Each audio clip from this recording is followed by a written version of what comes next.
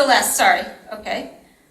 So moved by Bob Hyde, supported by Celeste Novak, adopting the agenda as issued. All those in favor, please say, we'll just raise hands. Aye. Okay. Aye. Aye. Okay, and that's unanimous of the participants here. So we'll move along. Jan, Yes. there was a question in chat. Are we going to be recording? Oh, shoot. Yep. Thank you. I paused the recording. So, okay. Thank you. Welcome to the November 4th Scio Township Environmental Sustainability Task Force meeting. We called it to order and adopted the agenda. We're moving to communications and correspondence. And I thank you, Bob Hyde, for reminding me to record. Right. And it is recording. Did everyone get the... No. No? No. Okay, let's try that again. Recording in progress. All right. So again, welcome to the November 4th Scio Township Environmental Sustainability Task Force. I'm Jan Culbertson, and we've called the meeting to order. We've adopted the agenda, and we're moving on to communications and correspondence. I'd like to start by indicating that the Planning Commission officially appointed 2 new members. Let me admit, we have a few more people I need to admit. We'll wait for them to join.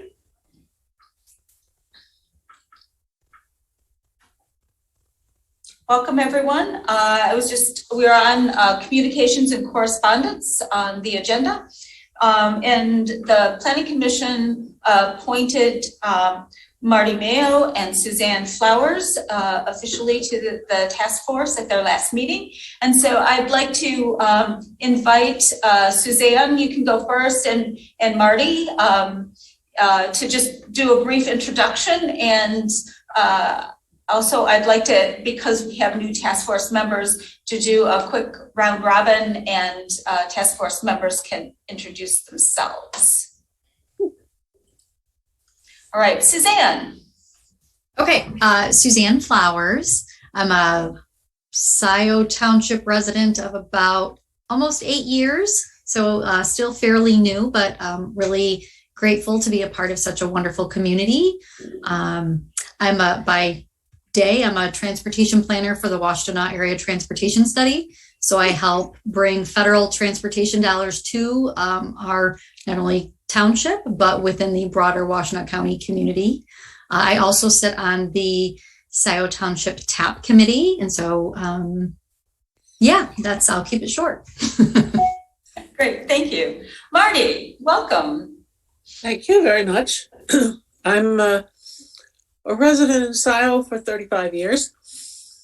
And I have, since 1997, been somewhat involved in Scio issues. I was on the Planning Commission for 12 years, the last 3 years as the chair. I was on the DDA for a while. I am now on the Land Preservation Commission. So I've been on a lot of formal groups within the township.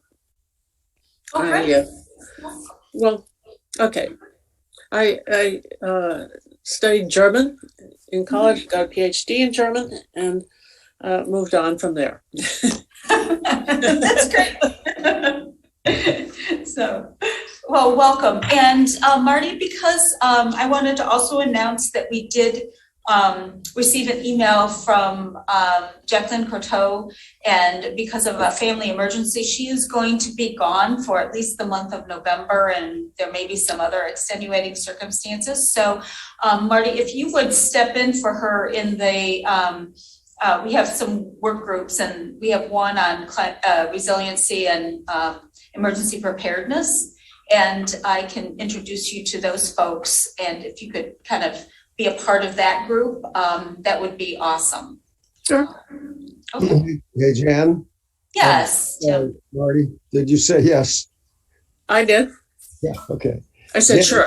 You mean that LaFrog needs to be let into the meeting? Oh, yep, here it comes. Thank you. Okay. These dual screens, I have one screen that has everybody on it and then the other one that has the participants. So, all right, thank you. I appreciate anyone kind of signaling stuff like that. All righty.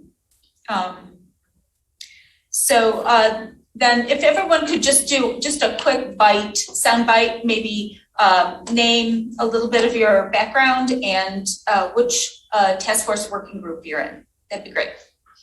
So we'll start with Karen. Okay.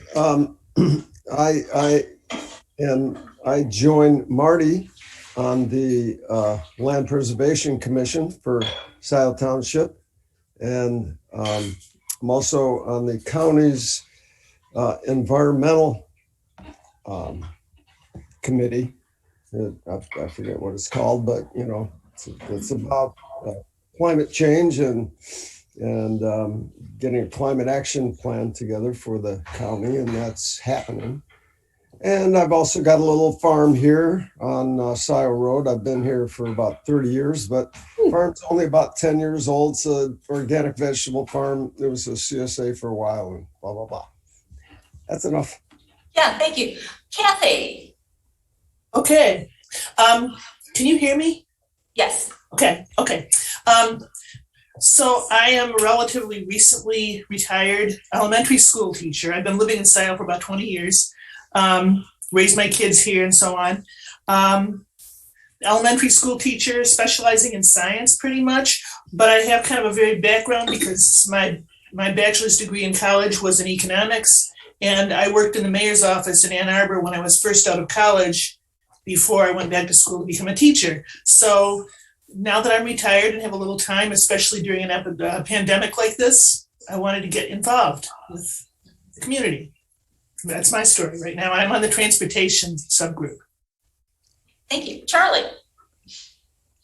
Thank you, Jan. Charlie Nielsen. I've been a resident of the township for long enough to forget exactly how long, but I think it's about 30 years. I served as Scio Township supervisor from 2004 to 2008. And during that time, the board I was on initiated the monthly recycling on-site services that we used to do behind Township Hall. Up until COVID erased that program. And that's why I took interest and wanted to join this group, because it kind of allows me to continue those efforts. Thank you. Great. And you're on the materials and waste? Materials and waste subgroup, yes. Great. Okay. And let's see. Dana. Hello, everybody. We can hear you. Go ahead and do a quick intro. What do you want me to do? Chat here? No, just say who you are, what subgroup you're in, and your background. Okay, I'm with the Buildings and Energy Group. My name is Dana Doherty.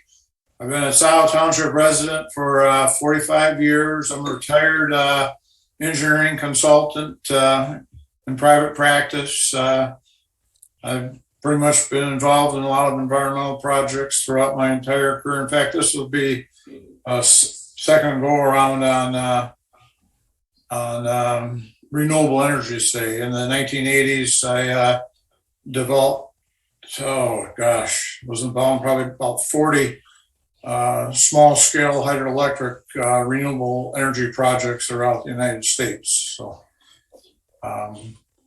dipping my finger in again and enjoying it so far. Great. All right. And let's see, Andy. Hi there, Andy Hood, Scio Township Fire Chief. I'm on the Climate Resilience and Emergency Preparedness subgroup. Great. Bob. Hi, everybody. Bob Hyde. I'm on the Materials and Waste subgroup with Charlie. I'm a retired engineer, lived in Scio Township the past 14 years, and I'm on the Planning Commission and the Parks and Rec Advisory Board. Thanks. Celeste. Celeste, you there? Hi, I'm an architect. I have been in Scio Township for about 33 years, and I've been on the Planning Commission with Marty and the Zoning Board of Appeals, and I am in the Environmental Land Planning and maybe Food Security Task Force. And my list keeps jumping, so if I missed anyone, let me know. Bill Curry, you just joined us. We're welcoming Suzanne Flowers and Marty Mayo as new task force members. So we're doing a brief introduction, kind of a little bit of our background, relationship to Scio, and the working group that we're in. Hi everybody, I'm Bill Curry. I don't actually live in Scio. I live in Dexter Township. I work in Ann Arbor, so I commute through Scio. I recreate in Scio, and I've actually done some research in Scio. I'm a professor at the School for Environment and Sustainability at the University of Michigan. So I teach environment and sustainability about the Great Lakes region. And I'm on the food, green space subgroup. Thank you. Chris. Chris Ferrone. I've been in Scio Township since 2012. I am an engineer. I work for Toyota on autonomous vehicles, and earlier in my career I worked on electric vehicles. I'm on the transportation subcommittee, and I have a particular interest in promoting the use of electric vehicles. Thank you. Janine. Hi, everyone. Good to be with you all. Janine LaPrade, she, her, hers are my pronouns, and I currently live on Peters Road in Scio. I've been in Scio Township for about 15 years prior to this. I lived over near Hubs, and I have worked at the intersection of kind of community economic, workforce development, and clean energy policy, working at both the federal and state levels. I've worked closely with the Granholm administration on the implementation of a green job strategy during the Recovery Act days, and am now currently doing some policy advising work at the federal level. Great, thank you. Rosa. Hi, Rosa Bushbull. I'm on the Energy and Building Subcommittee. I am an engineer by training. I've spent the last 7 or so years at CMS and Consumers Energy, really focused on renewable energy. That's been my focus for the last several years. Nice to meet everyone. Jeff. Good evening. I'm Jeff Jackson. I've lived in Scio for 35 years. I'm an ultramarathon runner with a strong interest in sustainability. By the way, Janine, I love Peters Road. I must run by your house a million times, so I don't know where it is. I love Peters Road. I own a company that provides zero waste services to running events and other athletic events. So not surprisingly, I'm on the materials and waste subgroup. Great. And let's see, I think, and then, did I miss anyone? Yeah. Oh, Karen. Yep. Hi, I'm Karen. I'm in the materials and waste subgroup. I have a master's in environmental engineering. I worked for about 7 years for a company called CDM or CDM Smith. And then I stayed home with my kids. And now I'm attempting to go back in the workforce. I'm starting slow, starting with just helping at my kids' school as instructional assistant. So, and I wanted to, the sustainability is kind of a passion of mine. And so I wanted to, when I saw it in the newsletter, I just figured this was just right for me. And also for me to get to know my community a little bit better. I've been living in Scio Township for 13 years. Great. Did I miss anyone else? I think that. So I'm Jan Culbertson. Yeah. I'm an architect, planning commission chair, and also leadership chair of the 2030 district in Ann Arbor. And one of there's kind of three, Jane Bogle, Jacqueline Courteau, and myself, who sort of kind of initiated the task force and also worked with the interns over the summer. For both Marty and Suzanne, if you go into the Google Drive, there's a lot of research that they kind of pulled together as sort of a foundation for us to go. So all these good running places. We'll have to check those out. So anyway, Jennifer mentioned yes. I am working with Janine and Celeste and Bill. I'm fortunate to be working with those three on the food and soil, air, and water task force. Great. Yes. So then I'd like to, tonight we're going to have two presentations. I'm going to do one on energy and buildings. And then Theo Jaeger is joining us. And Theo, why don't you give your introduction right now, and then we can move on to the presentations. Hi, good evening, everyone. My name is Theo Jaeger. I am an energy analyst with the City of Ann Arbor's Office of Sustainability and Innovation. I've been working there since 2018. One of the main things I do is put together our greenhouse gas inventory. So I'm really looking forward to discussing that with you all tonight. Okay, great. I'm just going to check one more time and see if there's anyone else. Oh, yep, Chad just was hanging out in the waiting room. Welcome, Chad. We just did a quick round of introductions. We welcomed Suzanne Flowers and Marty Mayo. So Chad, if you'd like to just give a brief introduction and which working group you're in. Hopefully you heard all that. I think he was connecting to the audio when okay. He said all that. Hey, Chad, we're just giving brief introductions because we're welcoming Suzanne Flowers and Marty Mayo to the group. So. Oh, sure. Yeah, great. Thanks. Welcome. And I'm sorry if you were in the waiting room for a bit. I was going down the list and not keeping an eye on that. No, that's fine. I was helping put the kids to bed. For myself, I've been in Scio Township since 2015, and I came across this invite, if you will, to join the Environmental Sustainability Task Force in the newsletter in August.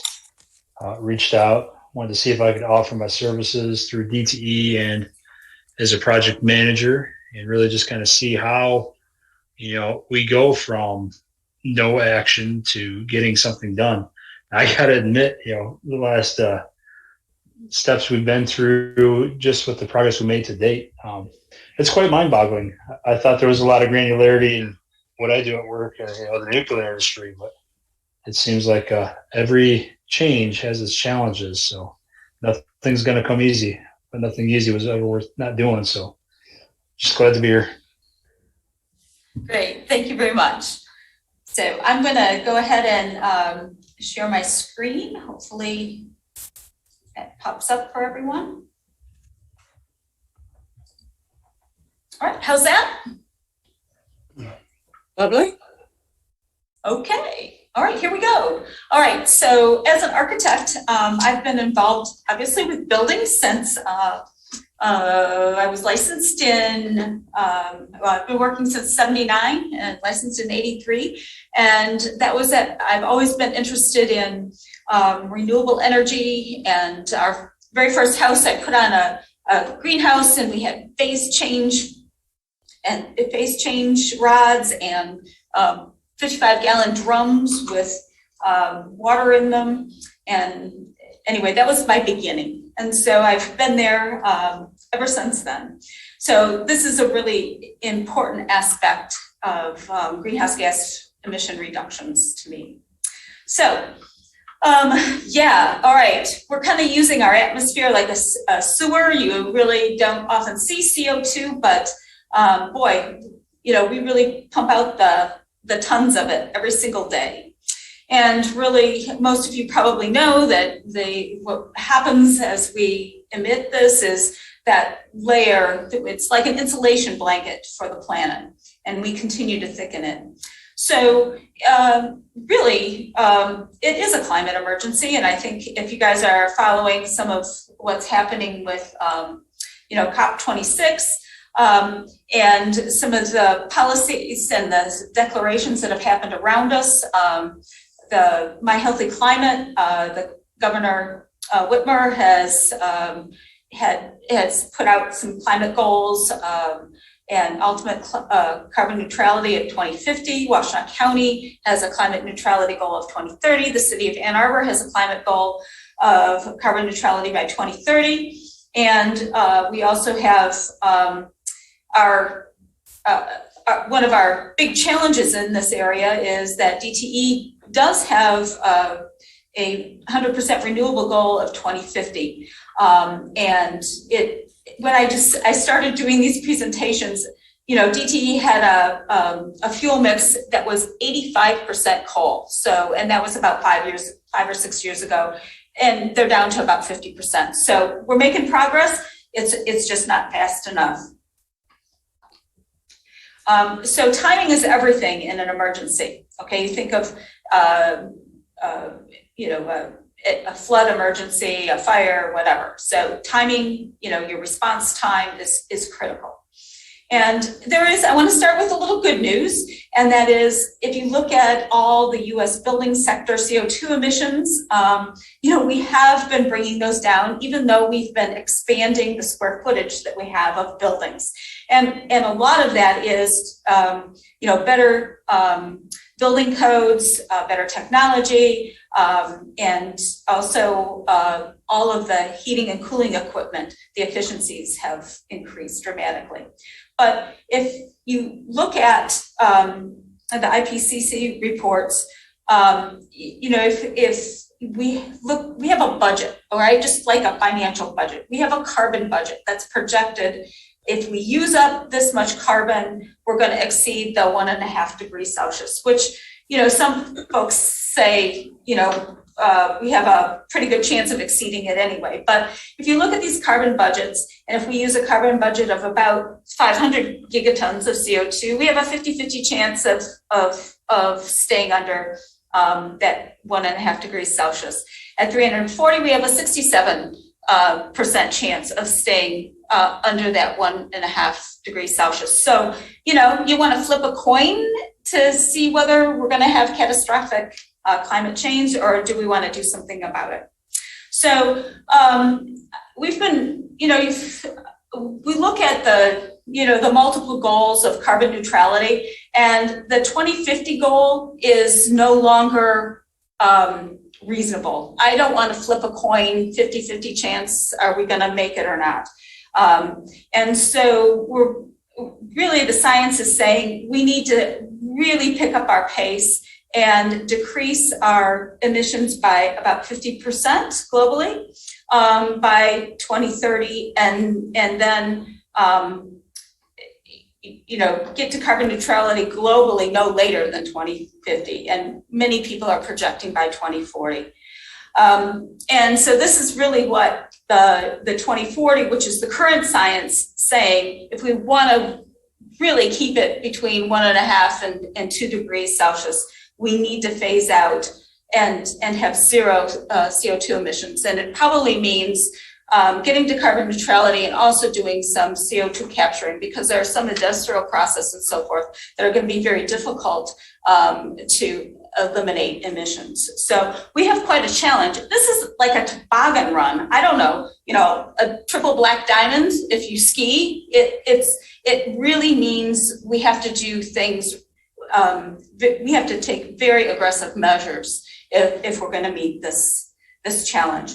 And I just wanted to, for folks that aren't familiar with the A20 strategies, of all the plans that have been laid out that are close to us, A20 is the most well-developed plan, and if you look at their basic strategies, it's by 2030, powering our electric grid with 100% renewables, switching all of our appliances, our equipment, our vehicles to electric, improving the energy efficiency in all of our buildings. And I'm a proponent that you need to improve the efficiency first before you jump to adding those renewables.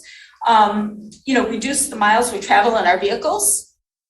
Also, do the EV revolution, right?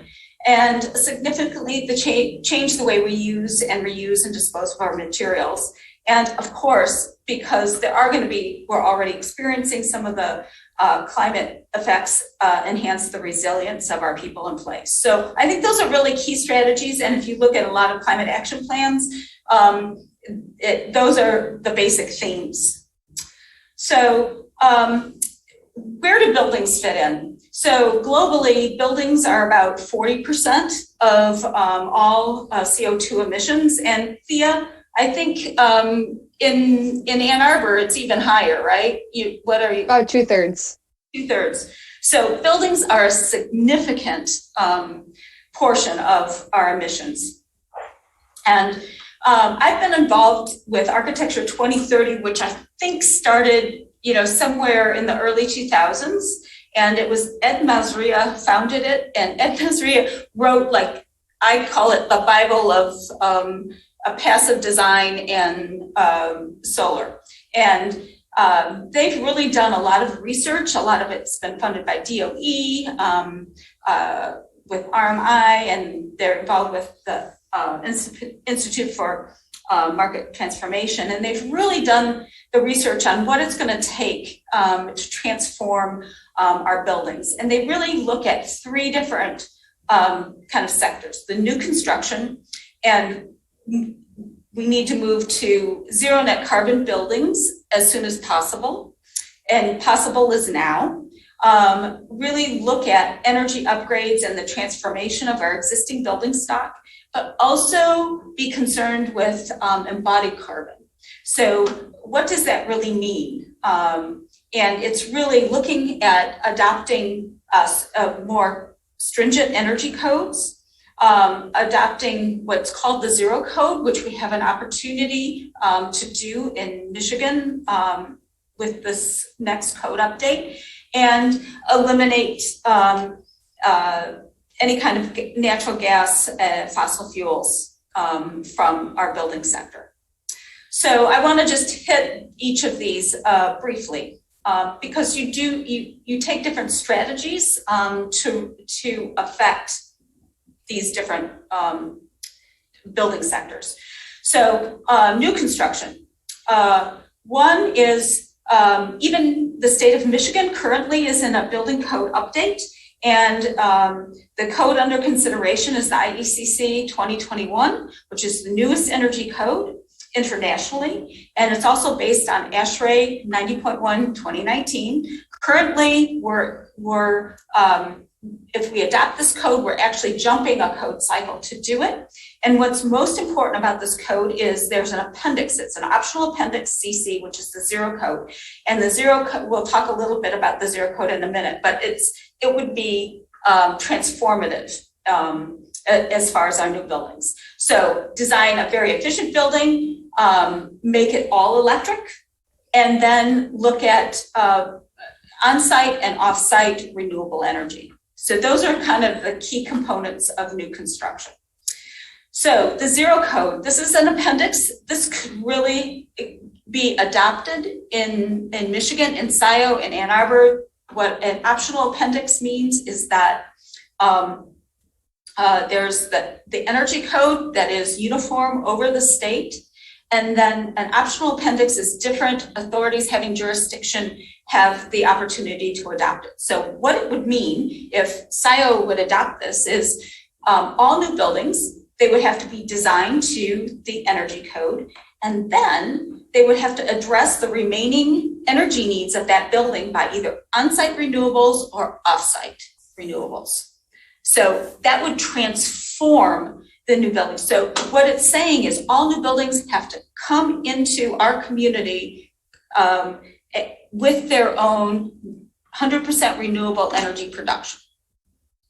Okay, and this is really important because what it allows then is our existing buildings to maybe stretch out and make that energy transformation over time, like by 2040 or hopefully 2030 if you can.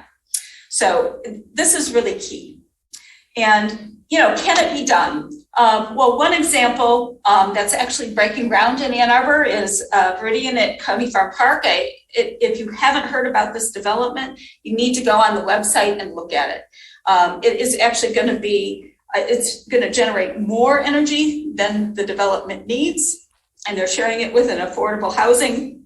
They're going to be a part of a microgrid, and there's also it gets into a lot of things, but go to the website, take a look at this. It can be done.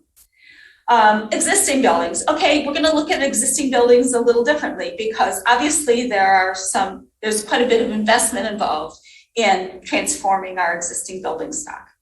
And the 2030 district, this is sort of the challenge that we take on and ask our building members to work toward. And that is at least a 50% in reduction from it's a 2003 baseline by 2030. And we're really pushing people to do 50 to 65% reduction from that baseline. And that is in energy, water, because water is energy, and also your commuting transportation.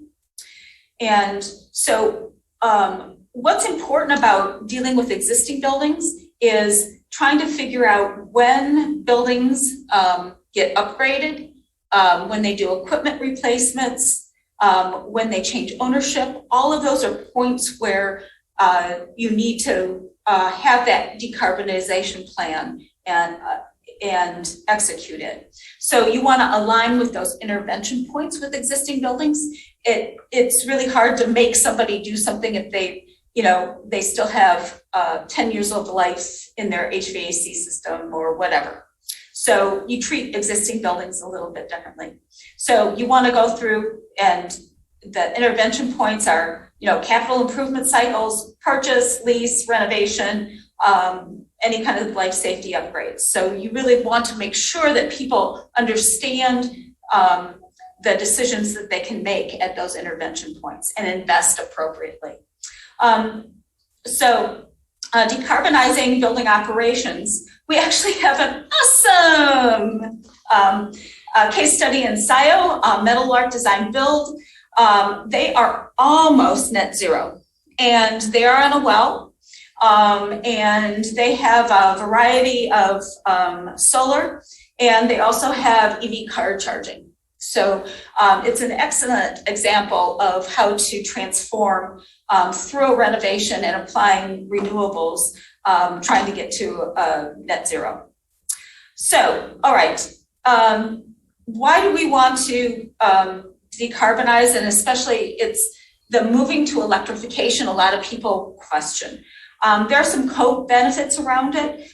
They're really, the air pollution, there are a lot of issues around burning fossil fuels that we need to pay attention to. And so it's not only better for reducing the greenhouse gas emissions, but it's better for health.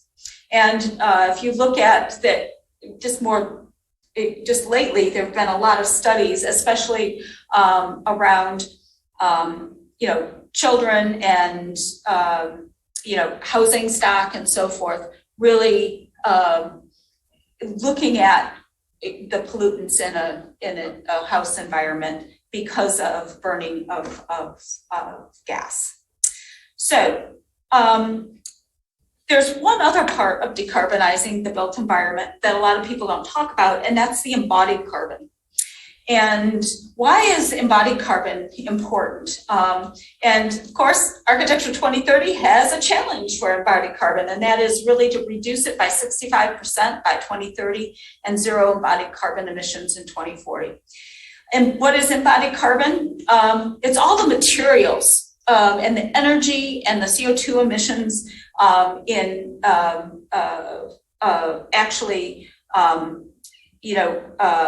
the extraction of those materials, the processing and manufacturing of those materials, and the sort of through the life cycle.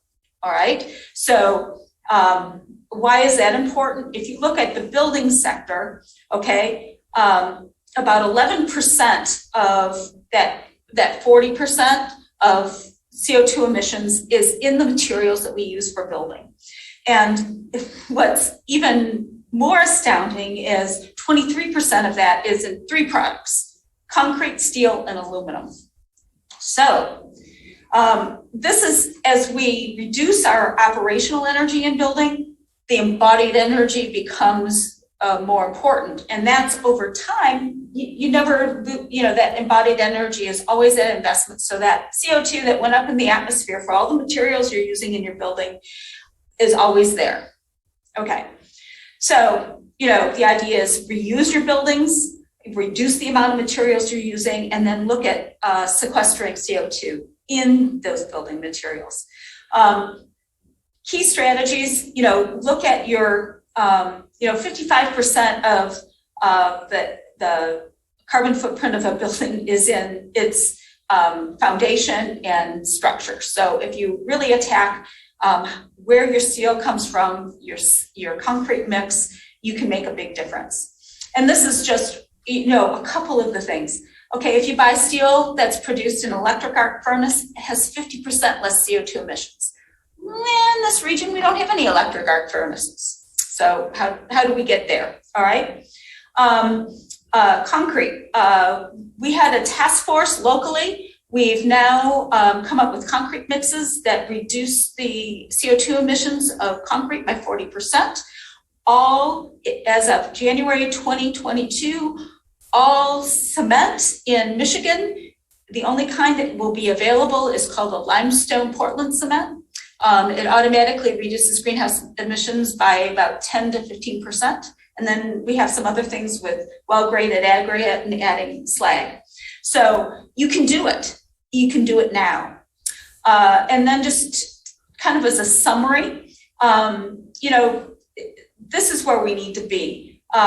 New buildings and developments, major renovations, got to get rid of those fossil fuels, really look at zero carbon operations. So you reduce and you add your renewables, electrifying existing buildings, and then renovating and upgrading existing buildings, because that carbon, you've already done that carbon investment. It's already gone into the atmosphere. So take advantage of the materials that are there. Look at reducing the embodied carbon, especially of steel and concrete, and then reduce other building and construction materials as we learn more about it and continue to move. And this is kind of funny, I added on to this, but fossil fuel free construction sites. We've got, generators, we've got a lot of construction equipment, we have a long way to go. And then the building code adoptions. So we have a lot of potential. It's there, and there's a lot that we can do now, and certainly supporting at least the Appendix CC, with the state construction update. And we've put some net zero ready kind of preferences in the Scio master plan. So we're ready to do some of that work. So with that, I'm gonna stop sharing, and if you have any, some basic questions, we can take those now, and then Theo, go ahead and you can kind of load your presentation. Thoughts, questions on that? I know I went through a lot of things kind of fast.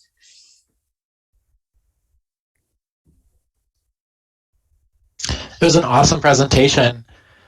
I didn't hear you mention passive homes. Is that something that you've come across in Scio Township? Well, I don't know if there are any in Scio Township, but certainly passive house is I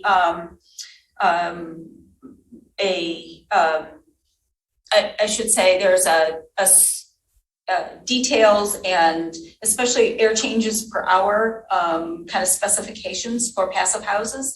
And passive houses, what's so cool about passive houses is they're super insulated, and you generate heat in your house, right? And what you do is you use basically it's a ERV or an HRV, which brings in outside air, and it either, if it's hot outside, it cools it, or warms it if it's cold outside. And a lot of houses don't even need a heat source. You can do it all with just the ERV and your internal heat sources. But yeah, and it came out of, I think, Germany. Is where it came from. Suzanne. Just a quick question. I know, I live in a much smaller house than what I generally see across the township that's, again, very generally being built. And I wonder, folks that are part of the planning commission and some of the kind of rules, I'm thinking of the development behind Menards.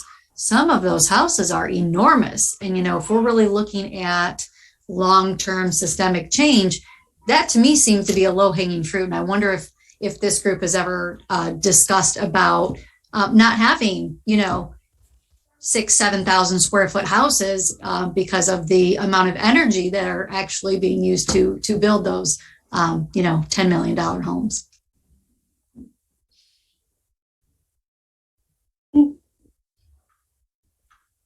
I mean, yeah, number one principle, use less, right? Yeah. Any other comments? I think the other question that goes along with what Suzanne is saying is all that new construction, they're taking conventional approaches. They have gas furnaces. So if these code changes that you were just discussing are adopted, what's the fastest we would see mandates come into place where new construction would be required to be fully electric? That's and I have to say that there are two energy codes. Okay, there's the commercial energy code and there's the residential energy code.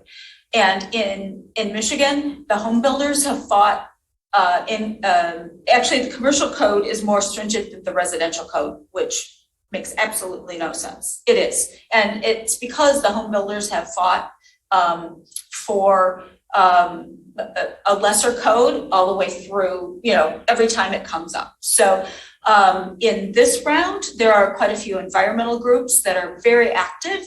And right now, the codes, both of those codes have been opened. They're reviewing people's comments, and there will be public hearings for both of those codes. And if people are really interested in tracking that, email me and I can show you how you sign up for the updates for those particular codes. But yeah, the governor was very proactive. They weren't even going to open those codes this year. They opened them. The earliest they expect to get through the process is July. I'm just hoping, and I think the governor is going to keep the heat on. It's an administrative process. It's through Lara. And I think she wants it done before the end of her current term, because obviously all sorts of mucky things can happen with a change in the government. So anyway, that's part of that is political opinion here, but it does happen. And so and what happens is once it is finalized and it's gone through the process, they set a date. So the earliest it would go into effect would be the end of next year or the beginning of the following year. So 2023. But at least, they could have gone through and we could have adopted the next code, which would have been 3 years, old already. So the governor's office did take that step of saying, nope, we're going straight to 2021. So now Michigan can be more of a leading state as opposed to a behind. So yeah, So that's exciting to me because it does do that. Now, the other question was about, can we do anything through zoning and so forth? And I know Ann Arbor's, looked at some of these policies and we're kind of following those closely. They've determined that we really can't legally ban gas, but if we do adopt Appendix CC in this code, it definitely promotes electrification. So you can do some things, and the Planning Commission does have some exercise over like PUDs.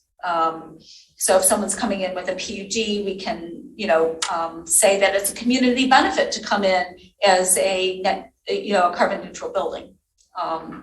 So anyway, those are some thoughts. Sorry, I get excited about this. You can tell it's sort of my passion. So anyway, yes, Charlie.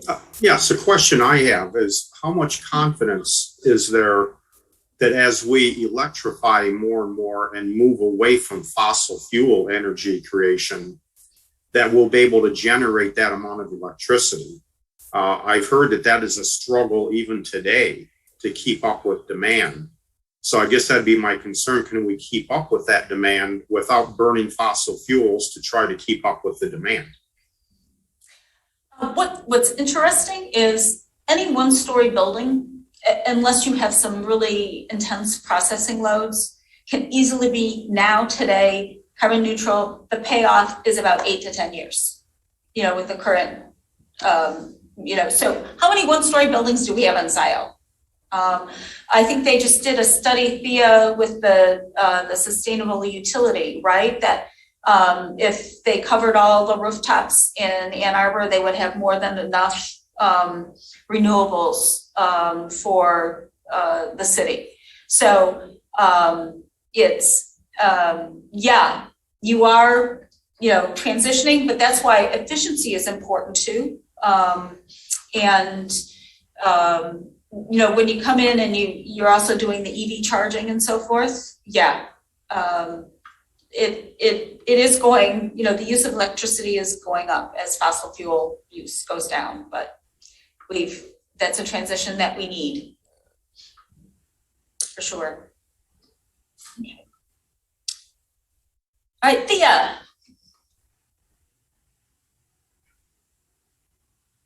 Cool, I tried to have that ready to go. Can you see my presentation okay? Awesome. Well, thank you so much for having me. Again, my name is Thea. I'm an energy analyst with OSI in the city of Ann Arbor. I do many, many things in our office. As Jan showed, we are tackling a lot right now. But one of the main things that I do is put together our greenhouse gas inventory. So I'll try to run through this pretty quickly tonight, but I am here to talk about,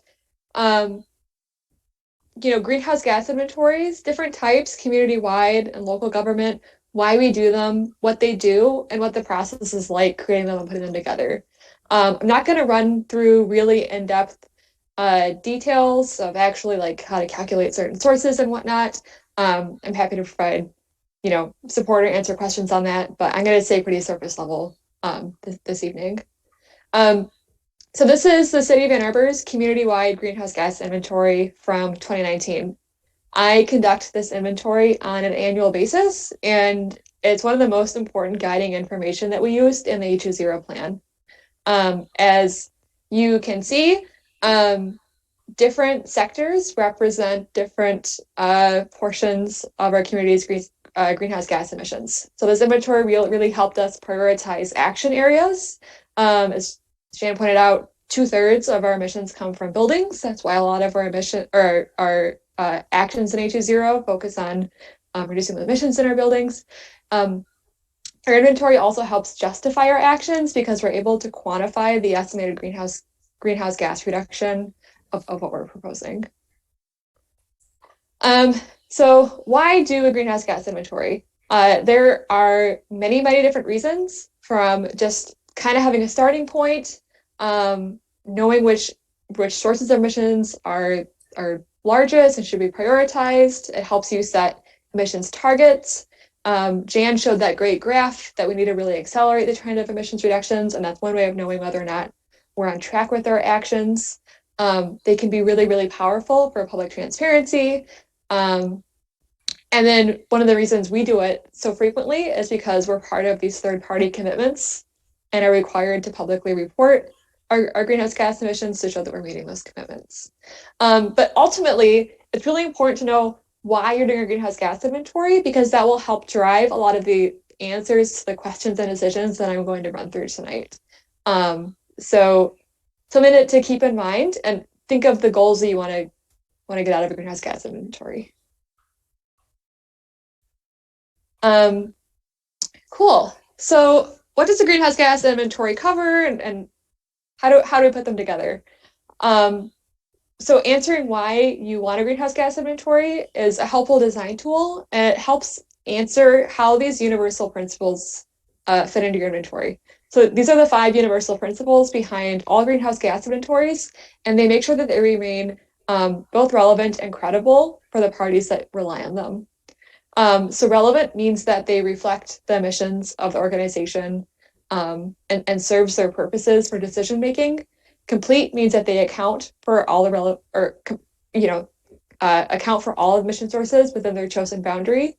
Consistency means that you can compare inventories from year to year and over time, and they stay consistent. Transparency is sharing your assumptions, data, and methodologies and what went into your inventory. And then we strive towards a certain level of accuracy since we're making some big decisions off of these.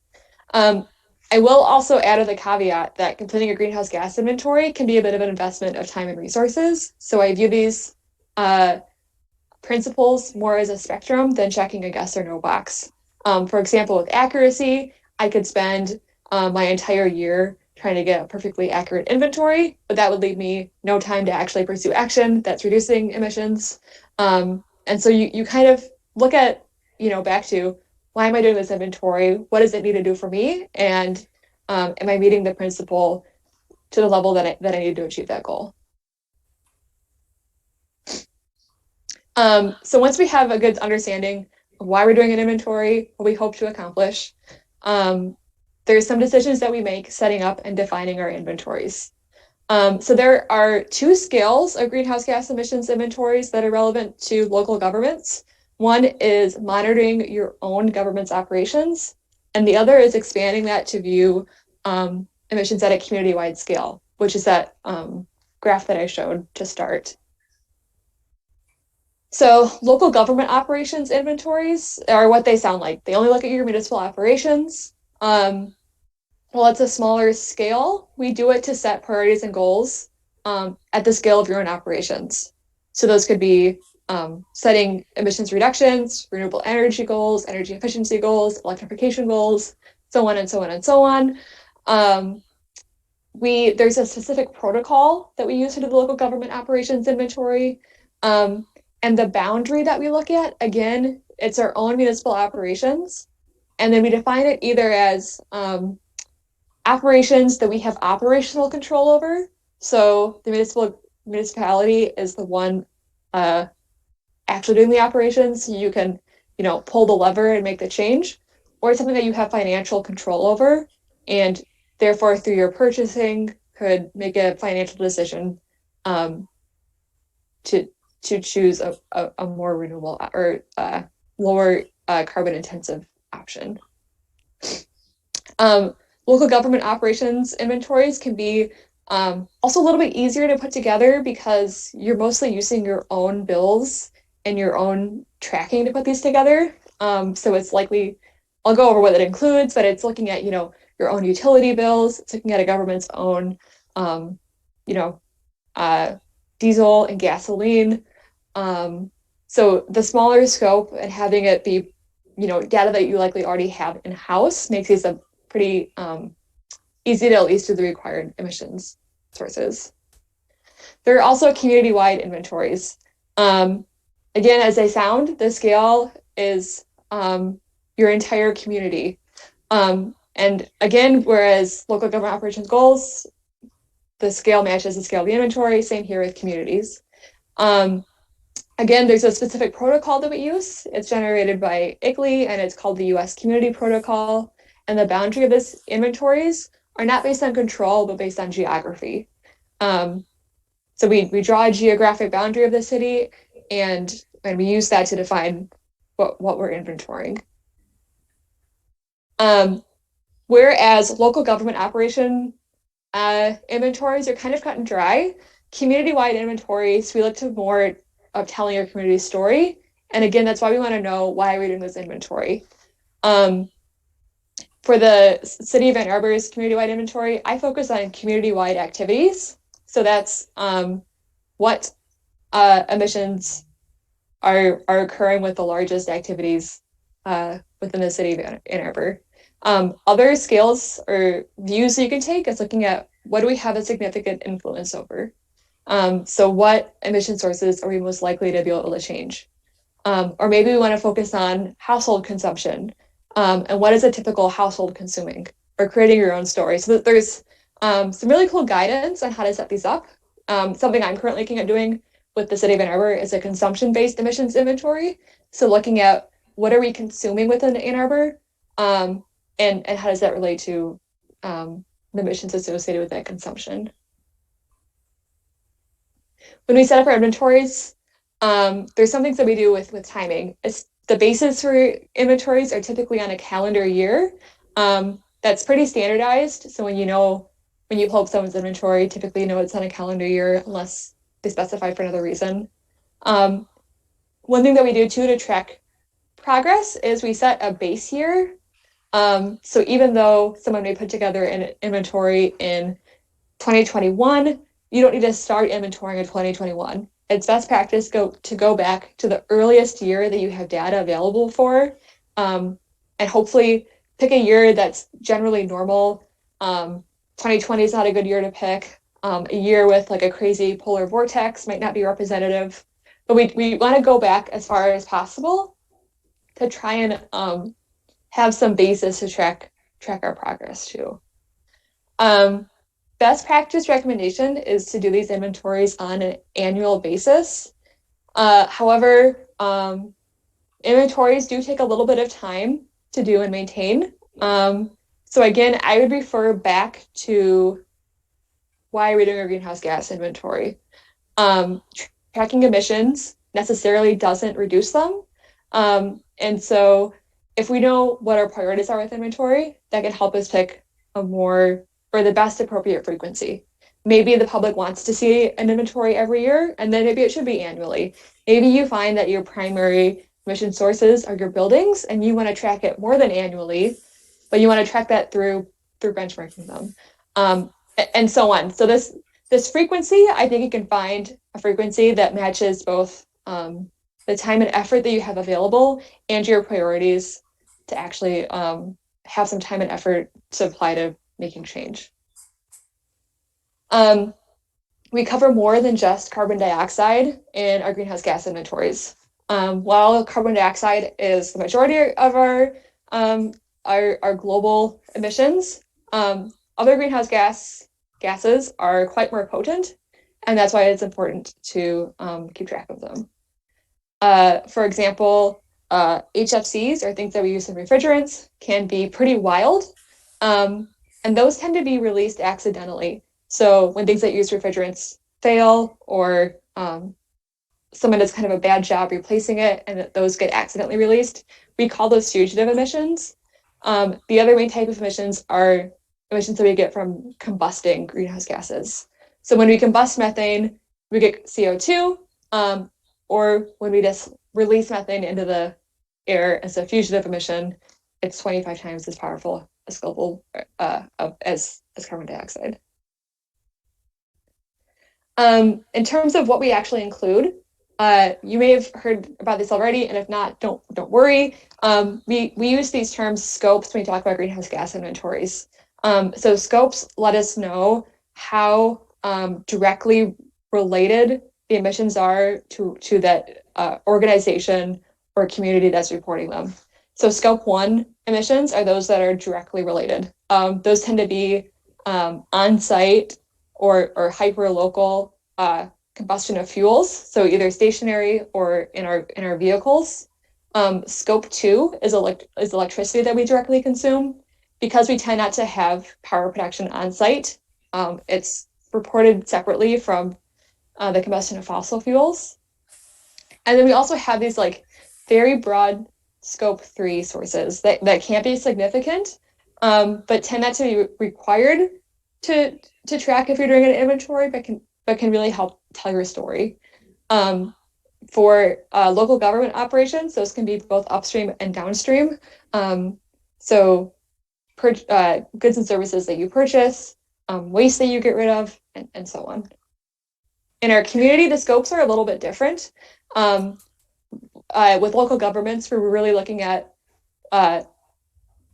scope 1 is defined by the operational control that I talked about earlier. And then community-wide, scope 1 is defined by the geographic boundary of the community. So scope 1 represents truly what emissions are occurring within the geographic boundary of our community.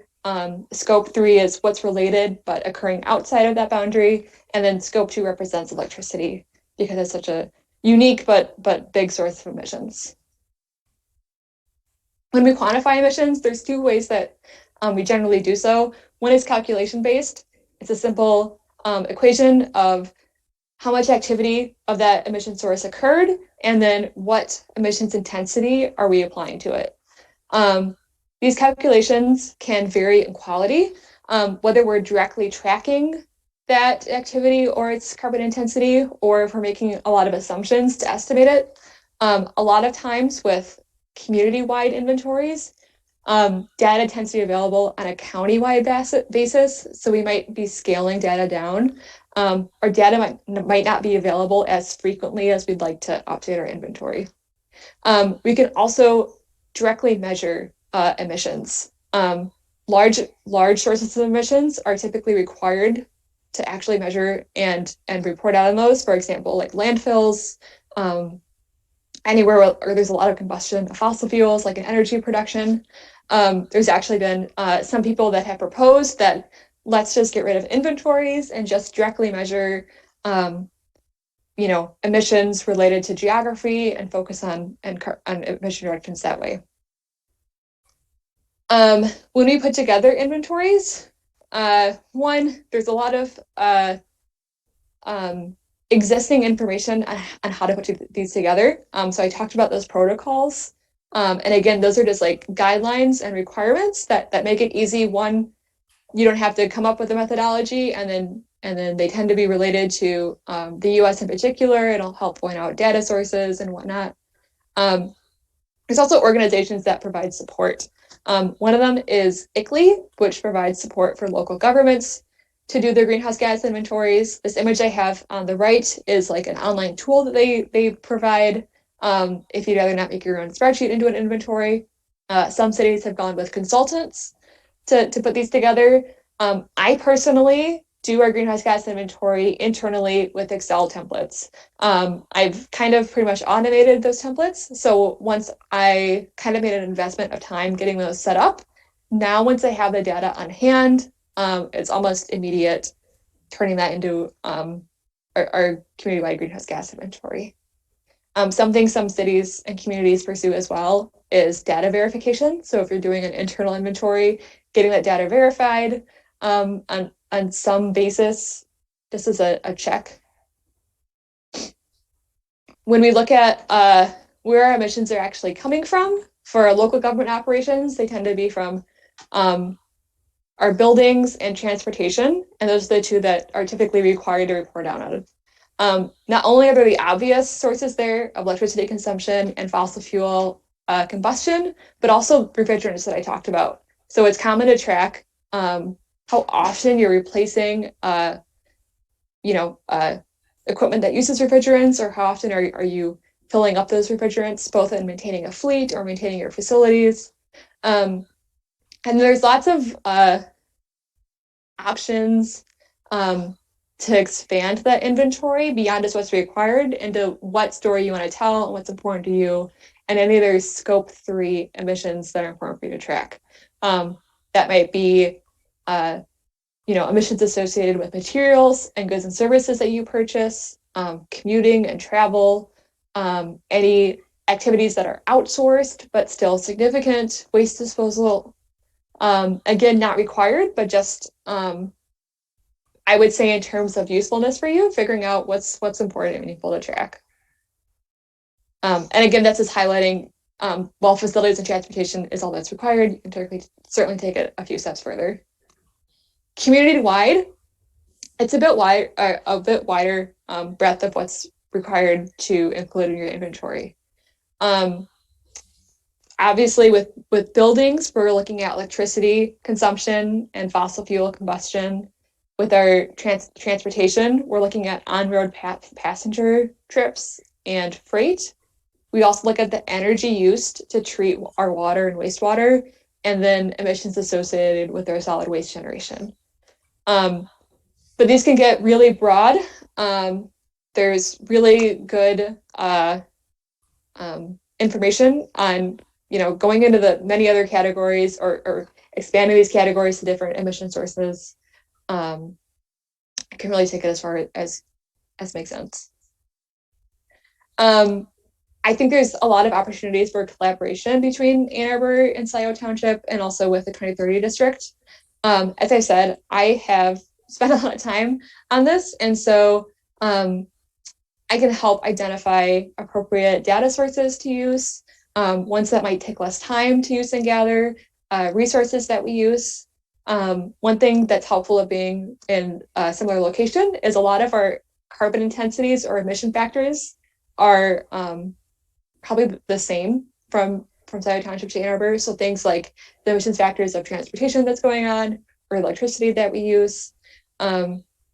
If employee commuting is ever of interest, 2030 district, I know it's outside of Ann Arbor, but there's a nice transportation survey to use for tracking employee commutes.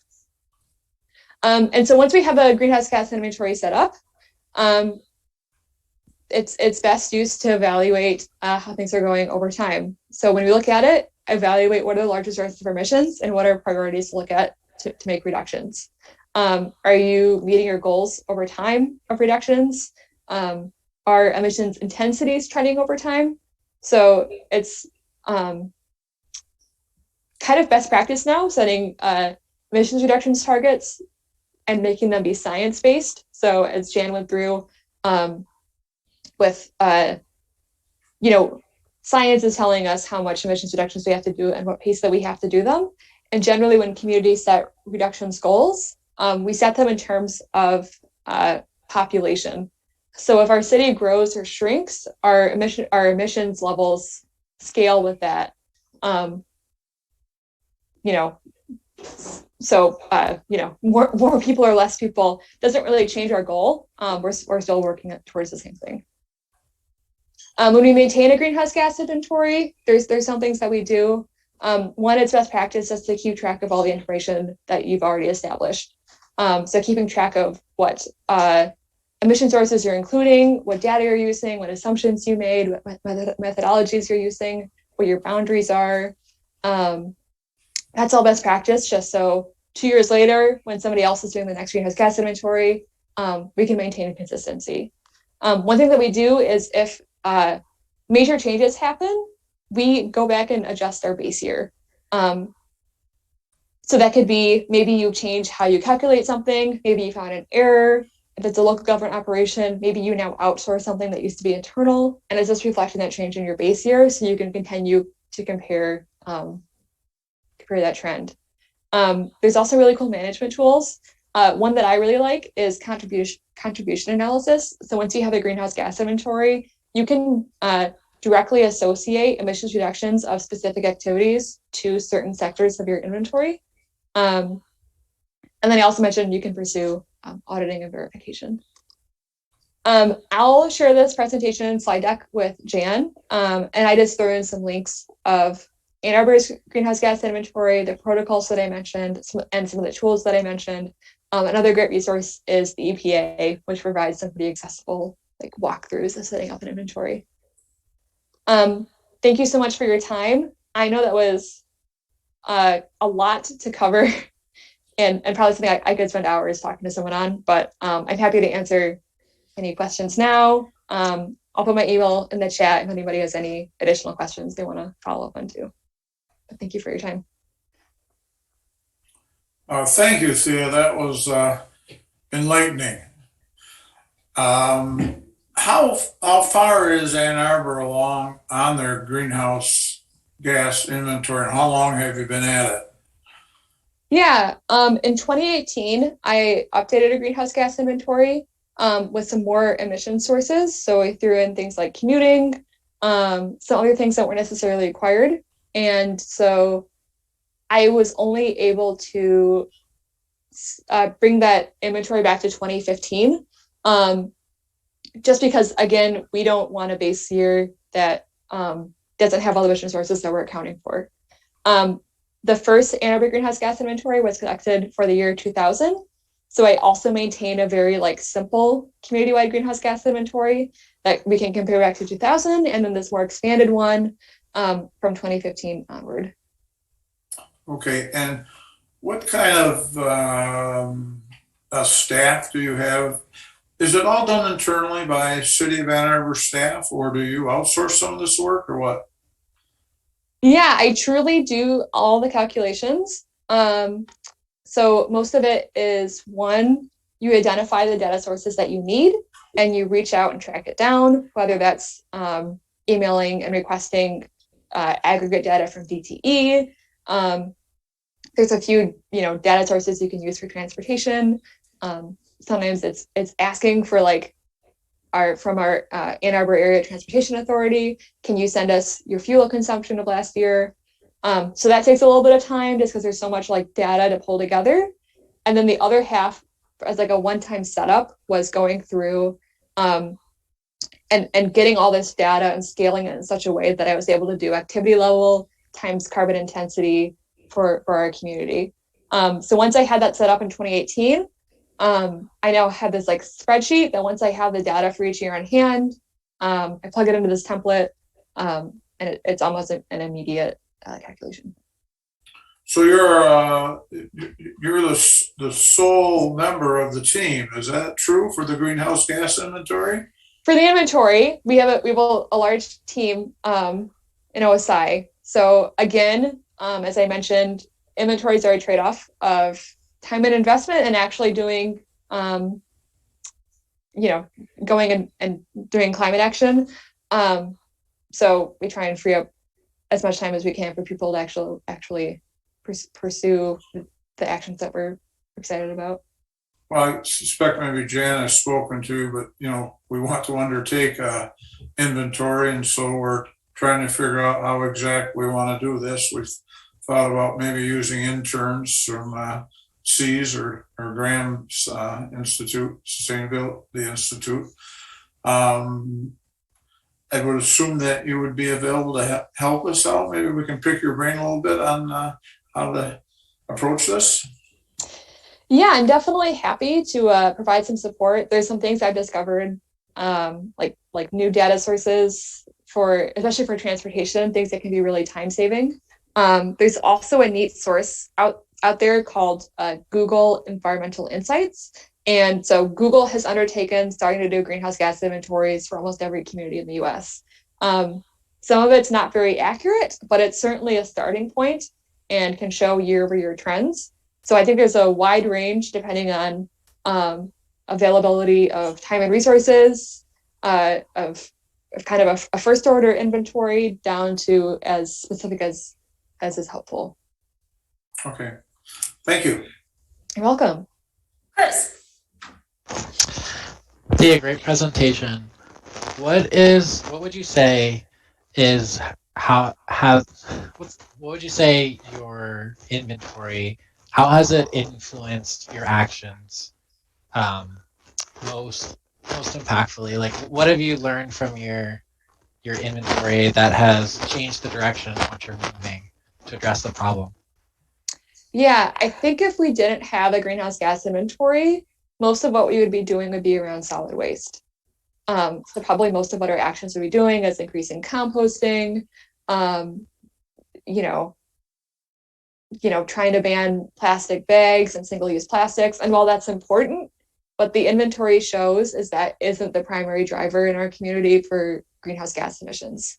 Again, I'm not saying it's not important, and A20 includes all these really great actions on how we use materials, but there's 4 other actions in there on addressing the emissions associated with our buildings and transportation, because it is roughly like 95% of our community-wide emissions. So that's probably, one of the biggest takeaways. Things have changed a little bit too from like 5 years ago. So now that we know that electrification is really obviously the way we have to go, you kind of start changing the way you think, where you look at natural gas emissions, but you kind of start thinking them as like future electricity emissions, and how we plan out, how things will look in the future. Gotcha. Did you say addressing solid waste was one of the biggest? I think if we didn't have an inventory, that would probably be our priority action. Okay, gotcha. And with the inventory, that helps shape that. There's actually other things that should be our priority. Gotcha. Yeah. Thank you. Right. Yeah, like buildings. Yeah. Yeah, and just for people's general knowledge, the city of Ann Arbor did unanimously pass a commercial and multifamily benchmarking ordinance. So, that's, something that municipalities can do to at least get people monitoring their building energy and water use. Interesting that some of the policies that the city's rolling out. Any other questions for Theo? One other addition is we did, Scio participated in the C's practicum, it's a project fair, and there are 2 proposals out that affect Scio. One is actually doing a greenhouse gas inventory for Scio, and doing it in a way that it creates a free accessible template for any other municipality.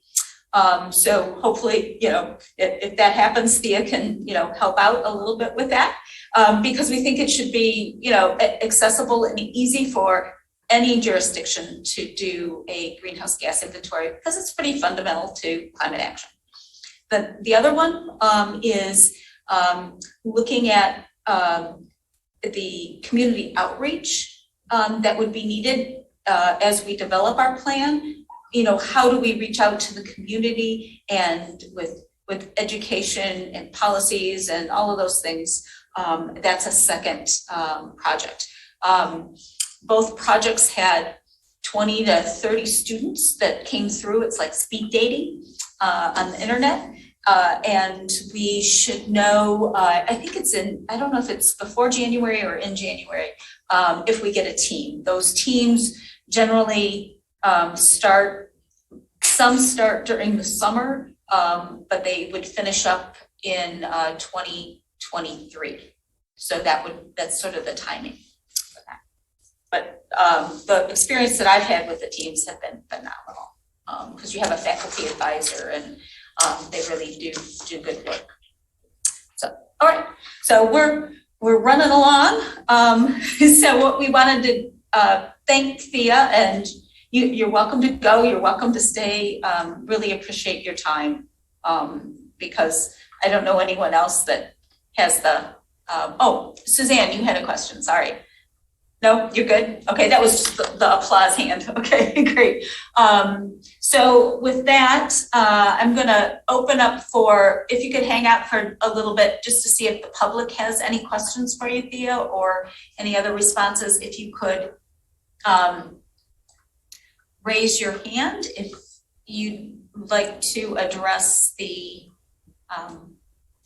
Environmental Task Force. And there will be another public comment opportunity after we give our work group reports. I am not seeing any hands. Okay, so on to, oops, there's something in the chat. Oh, it's just me. I dropped my email. Oh, in you the put chat. your dropped your email in there. So Okay, if thank have you any more very much. questions, let me know. But thanks. I'm gonna drop off, but thank you for having me. Okay, thanks, Thea.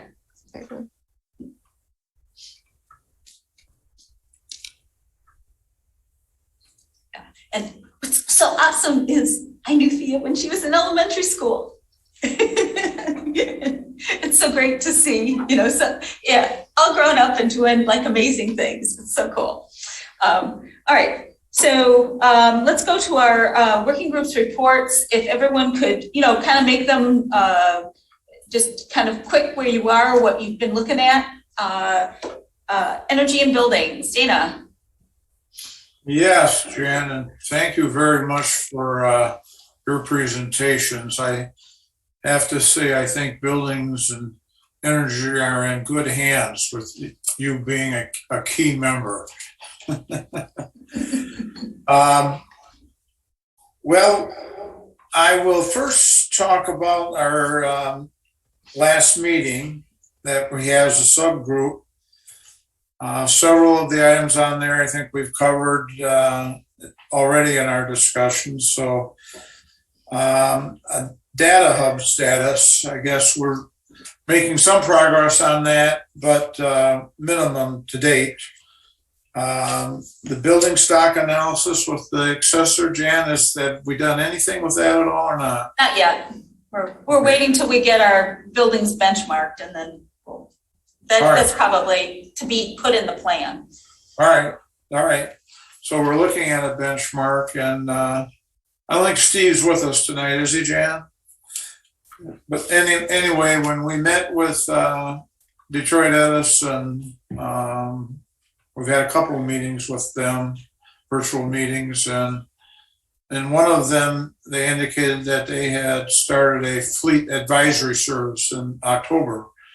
So I think Scio Township, I think Steve in particular has an interest in pursuing that with Detroit Edison, and he will follow up to get some consultation from Edison on the feasibility of electrifying our vehicle fleet and perhaps maintenance and so forth in Scio. The two meetings that we had with Detroit Edison so far were, one was on energy efficiency and the other was on EV charging. We yet to have a meeting on solar panels. So the EV charging was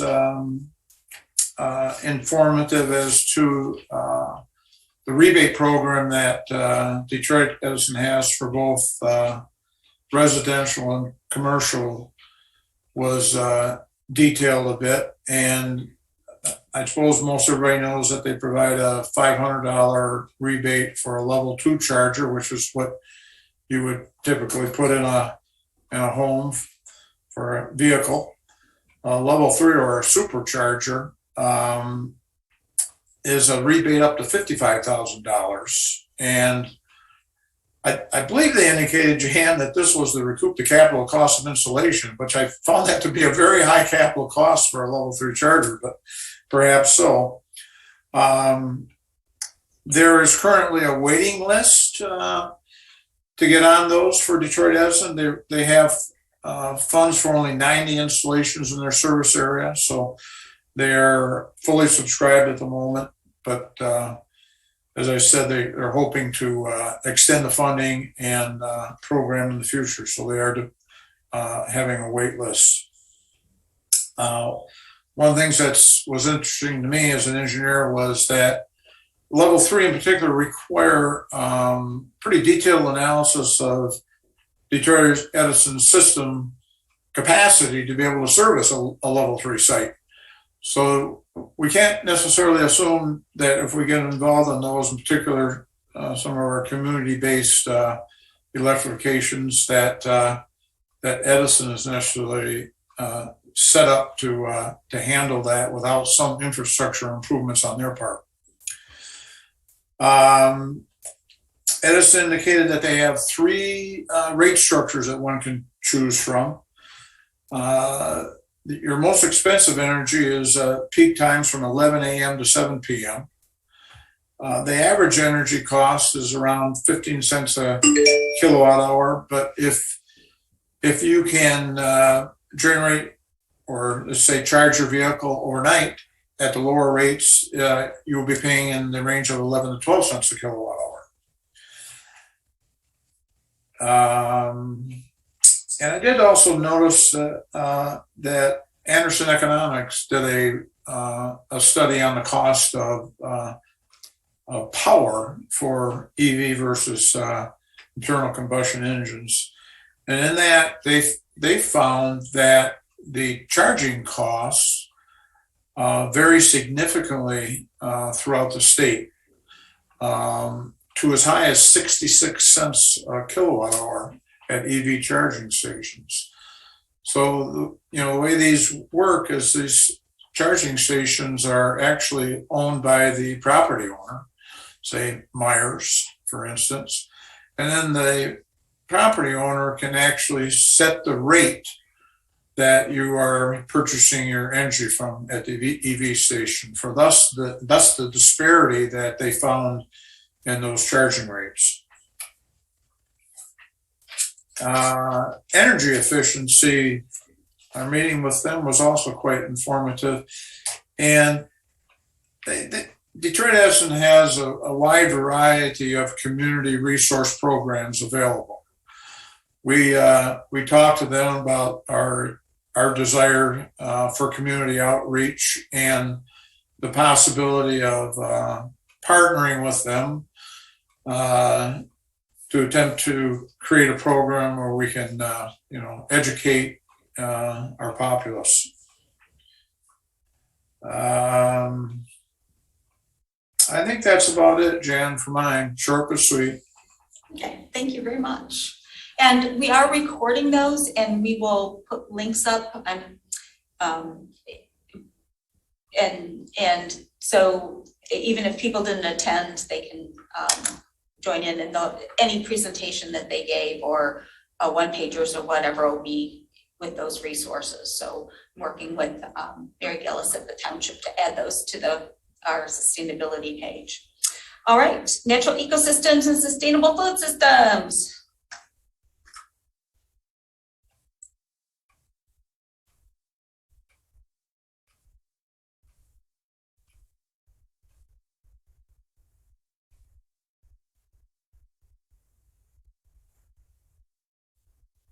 Janine, we can't hear you.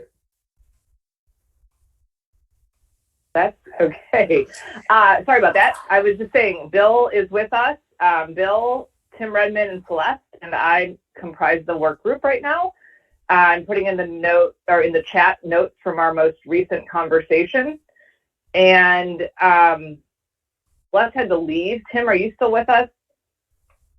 I think the focus of our last, so if you all remember from our first work group meeting, we started to put together a framework for our scope for the natural and food ecosystem area. And in that scope, we decided to focus on in our last meeting on food systems sustainability. And we kind of covered two grounds with that. We talked about the potential for Tim Redmond, who is fairly well plugged into the local food system here in the county and in the township. And we talked about him helping organize a presentation where we could focus on food system sustainability, also tied to land preservation. Tim, do you want to say a few words about what we started discussing there? Well, there's a lot going on surrounding us with land preservation and trying to get farmers on the ground. And we've got a food policy council here in the county, and we've got a new, Megan DeLue, what is that, FSA? Janine. She's with the Extension Service. Megan. Anyway, we've got a lot of action going on. So we thought we might be able to get people like Barry Lonick, who is the main guy doing the vetting for the township on land preservation possibilities. He's the guy who goes out and looks at the land and gathers up all the interest from people who own land who want to possibly have it protected.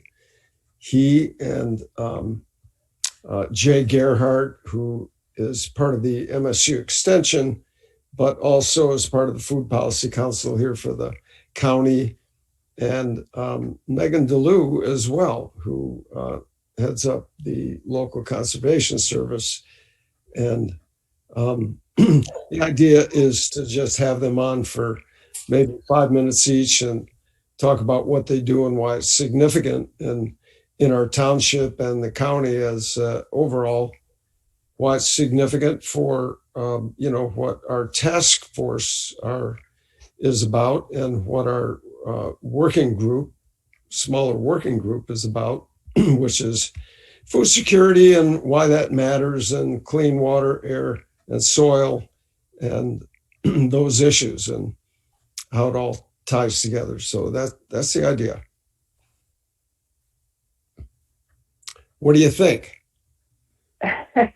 Right. So Dan, I think we are looking for guidance from you and others on the task force about what would be a value add or most important for us to focus on in this kind of a presentation. But if you're game for us to do something that we think might be of value, we're happy to do that. I don't want to get the cart before the horse here, but some of the community-wide solar arrays could require substantial land, and when we're looking at repurposing, I guess some of this land, a consideration of that may be advisable. Again, I don't want to get too far ahead of ourselves, but that is, Jan provided a document, what was it? Planning and Zoning for Solar Energy Systems, put out by the MSU Extension and Graham Sustainability Institute. And in that, they talked about installing solar panels in many applications. One was in open spaces and agriculture, and how you can perhaps kill two birds with one stone in that regard. So it's something to consider, I guess, is all I'm saying. Right.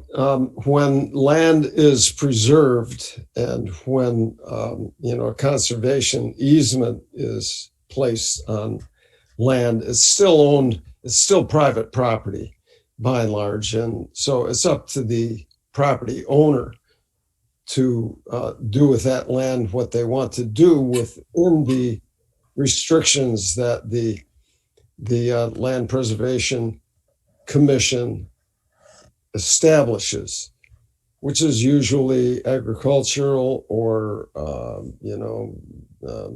encouraging wildlife, and there are several others. But Dana, I'll take that point of yours to the commission, because that probably ought to be included as a allowable use of conserved land. Well, they give examples where you can have a dual use and accomplish two objectives. So, yeah, we can talk about that further.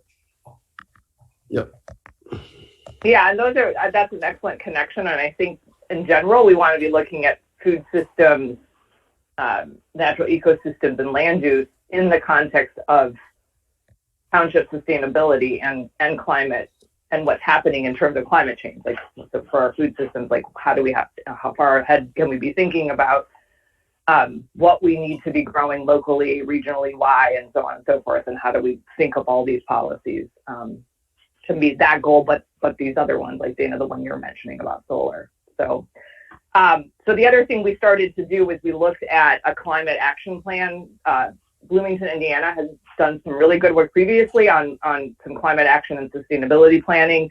We brought their plan up and realized we really thought it was a great example and started looking more closely at what they did around food systems. And so we lifted that up in our notes for y'all to take a look at if you're interested. And then we just started, Celeste did a great job of laying out an example of how we might approach setting up some goals and beginning to identify some actions in this area, particularly around regenerative agriculture practices. And again, that's just one aspect of what we've been talking about in terms of food system sustainability. But I think that's it. Other than Jan, I think we lifted up a few questions in our first meeting that we felt like may have not been fully answered, which is like, where are we all going with this? And so at some point, I figure you guys are all figuring that out as work groups are doing their work, and that you'll come back to us with more guidance. And they'll tell us if we're heading down the wrong track, the path. No, I think it's fine. And yeah, I think we're spending, a couple months getting some good foundations with some of the speakers and, working in the work groups. And I think it's great if other people find some, and maybe we can create a separate folder in the Google Drive. If you run across some, you think are sort of best practice climate action plans, we can put those in one spot so people can refer to them, because there are a lot of good ones out there, and obviously we want to draw from them as well. So, all right, Kathy, you had a Yes. Kind of along the line of what Dana was asking about the solar arrays on land, preserved land, or maybe agricultural land. I'm wondering if anyone has given any thought to like geothermal networks, because I know those take up a lot of space, and I'm wondering if there's any way they could be, it's not directly related to this is very tangential to this group's mission, but I'm just thinking that maybe that should be kept at the back of our mind at some point, the possibility of that. I think there are two things. One, with a geo-exchange, you need, for it to be economical, you really want to have density, some density and mixed use. Mm-hmm. Right now, if you really look at, residential, it's not all that economical, especially with the cold climate heat pumps now, compared to, other systems that you can use. They are very efficient. The other thing, I was thinking along those lines too, is not necessarily but the waste to energy, could Scio and the DDA develop a waste to energy utility with the DDA as that the area around Jackson Road and in the utility area actually increases in density. But it's kind of more of an urban solution in a way, or a campus solution in a way.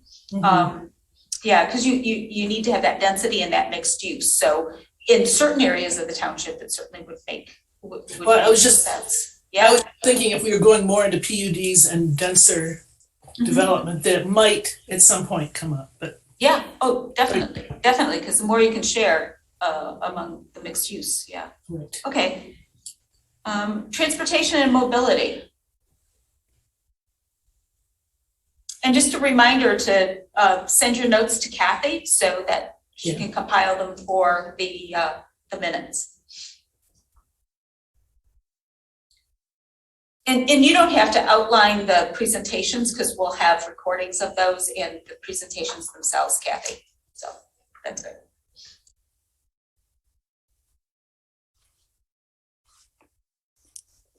Anyone from the transportation group here to report out? Yes, let me go first, and then I think Chris is going to take over when we get to the EV chargers. Anyway, just quick overview of what we did at our last meeting.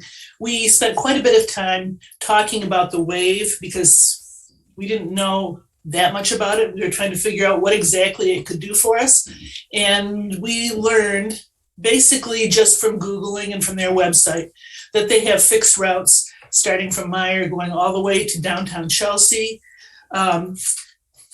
They also have custom services available, like kind of door-to-door kind of service available in Western Washtenaw County. And as you can see here. And I don't know what we tipped, somehow that got cut off. Accommodations, there's accommodations for handicapped individuals. There are things where they can carry bicycles on the front of the buses and so on.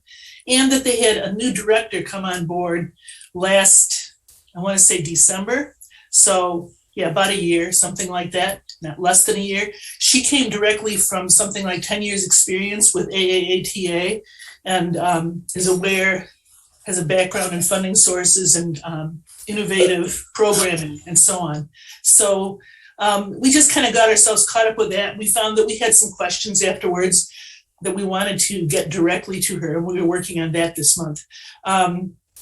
Is there any way, because the custom services are rather expensive, are there programs to help low-income residents? Because we're interested in equity here. Do they keep statistics on ridership for each route, for the timings? You know, how detailed is the information that they keep? Are there plans to ever electrify the fleet?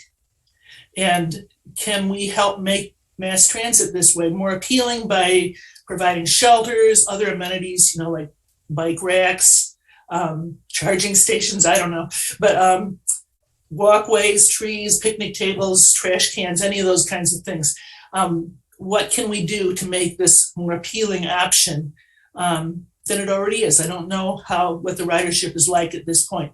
So we'll be working on getting in touch with her. I don't know if you've had a chance yet at all, but we'll, anyway. We also talked about the possibility of electrifying Scio Township's fleet, but apparently, I see you guys are already on this, so we had planned to pursue that this month.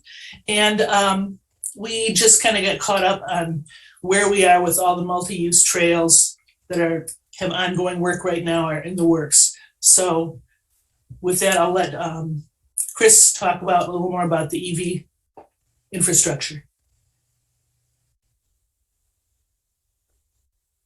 Electrifying Scio Township's fleet. We had just posed that as an open question, unbeknownst that there's the DTE presentation this week, and DTE already has this existing program that seems very well established, very well organized, very well staffed, and it's essentially, they offer this consulting service. It's essentially free. That seems really exciting. It seems like it's something we should definitely take advantage of. So I think the pivot here would be how we can support Steve in this effort with DTE and be involved in the conversations with DTE, learn more about the program, if there's anything we can do to help facilitate that process. The other questions that we discussed related to EV chargers and how we can, at a minimum, recommend or require that new buildings, commercial or residential, are either prepared for or have EV chargers installed. And I think the answer to that question is the zoning code. The zoning code needs to be changed. And so the next step is to understand, what do we need to do to change the zoning code to make a proposal for that? And it seems like there is an opportunity here because Scio is going to be reviewing the zoning code in the coming year. So that's definitely something we don't want to miss. And I think the last item related to EV chargers, and Kathy is taking the lead on this, is we're reaching out to local businesses who do have publicly available EV chargers and trying to understand what their experience is with those chargers open to the public, whether chargers are breaking down, whether how often they're being used, is the public taking advantage of the chargers, what's the use case, what can we learn from them, what advice do they have before we go on our own journey of trying to promote the installation of EV chargers around Scio. That's it. Questions?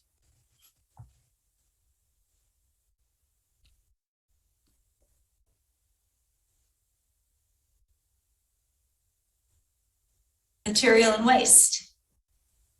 Hey, thank you, Jan. We held our last meeting just a week ago. And first, I just wanted to say that we appreciated the input that we got from a couple of other task force members regarding the definition of materials as it pertains to our scope, because that did indeed help us to get some traction, get our feet under us a little bit. It was basically what we had thought, but it really helped getting that confirmation and better definition. So at that meeting, we started out with a discussion on the performance of GFL, who, as you know, is doing curbside, not just trash pickup, but also recycling pickup, though they are not serving the entirety of the township, but a good section of it. We have heard there are some issues with GFL, particularly on the recycling side. So the question is, if performance is not satisfactory, then should we seek another provider to take over recycling, the recycling part of it? Bob informed us that according to the GFL contract, we do have the option to extract that part of their service and indeed get that service from another provider. So something to think about if we don't get satisfactory performance on that side from GFL. And we also discussed a little bit about what some of our neighboring communities may be doing, especially regarding materials, even more so than the recycling side. We also talked about whether we could find a consistent solution for recycling styrofoam. As probably many of you know, that seems like it's becoming more and more of a problem. GFL does not pick up styrofoam. The last we knew, Culbertson, which is right here in Scio Township, and I'll get to them a little later, does not take styrofoam. And the drop-off station over on Ellsworth Road does, but not all the time. We'd like to think that there's a better solution for that someplace out there. So we're going to investigate that. We also want to know if there's some way that we can reduce the uses of plastic bags. We do understand there is a Michigan state law that says we can't, for example, tell Meijer they can't use plastic bags to put people's groceries in, for example.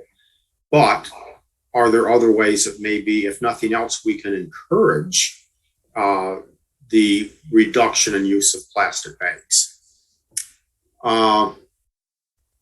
We also discussed ongoing efforts and other facilities regarding reuse and recycling of materials, especially building materials.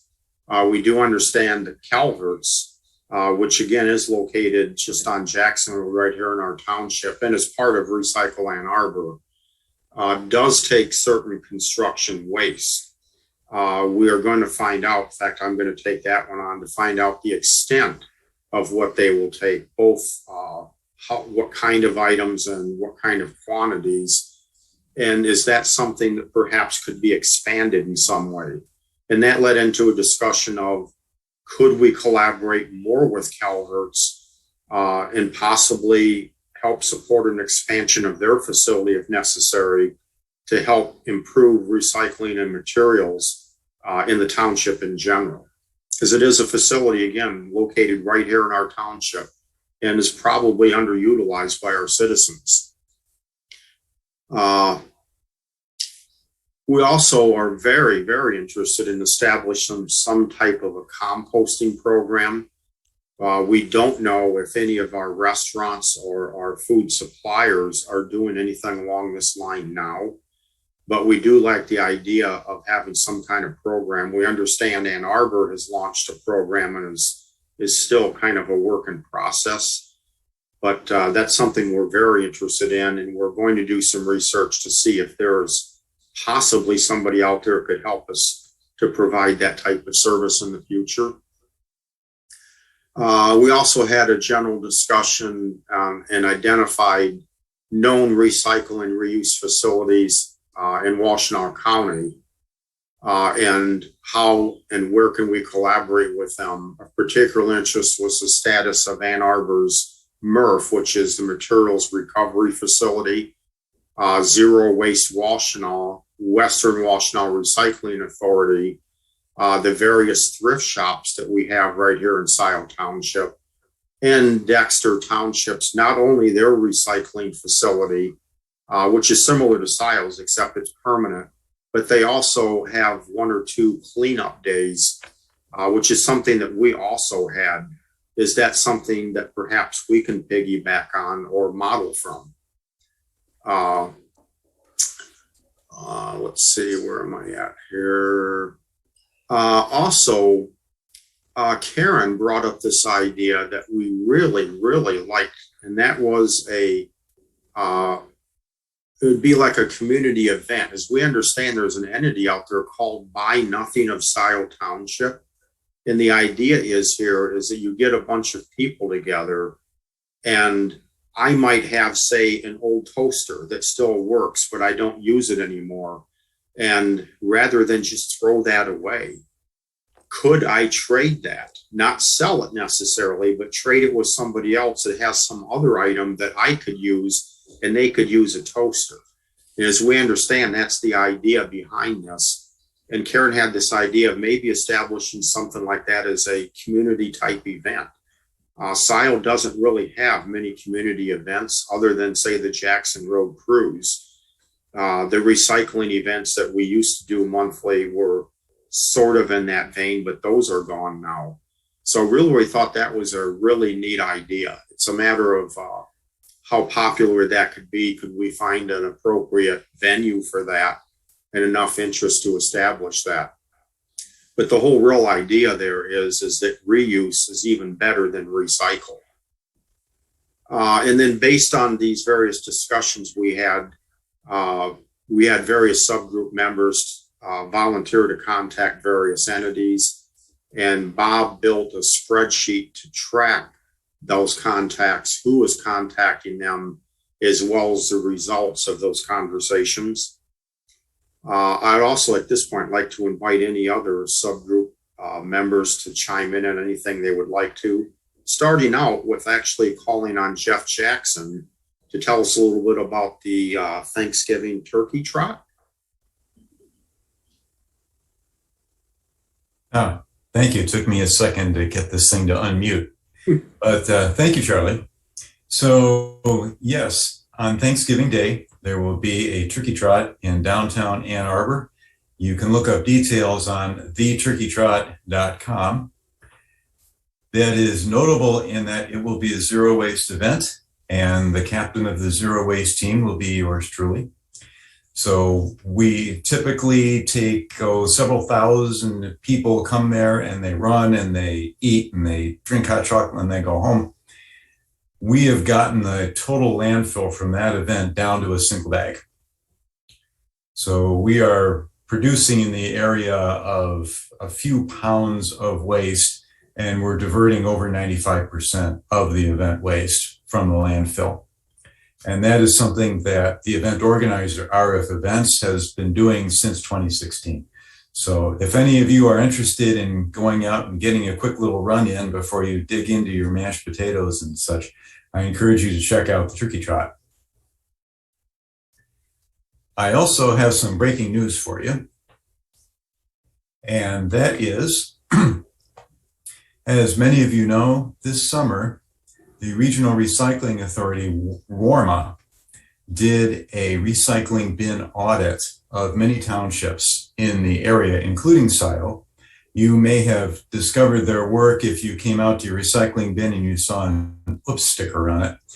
They were operating this under a grant from the Recycling Partnership with the goal of reducing the amount of contamination in the recycling bins, which hurts everybody. So they just came out with a report. I just got a copy of the report from Isabella at Zero Waste Washtenaw.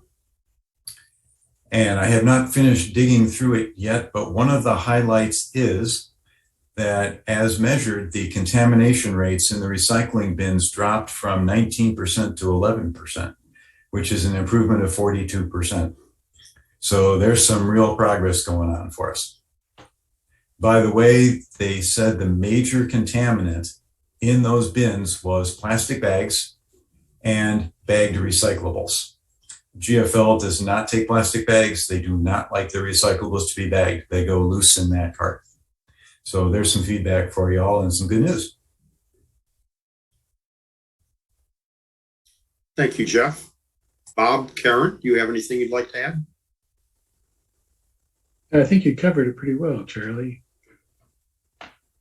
Seems like Yeah, I I don't missed have- something, but I always feel that way. I'm sorry, Karen. No, I don't have anything to add. Okay.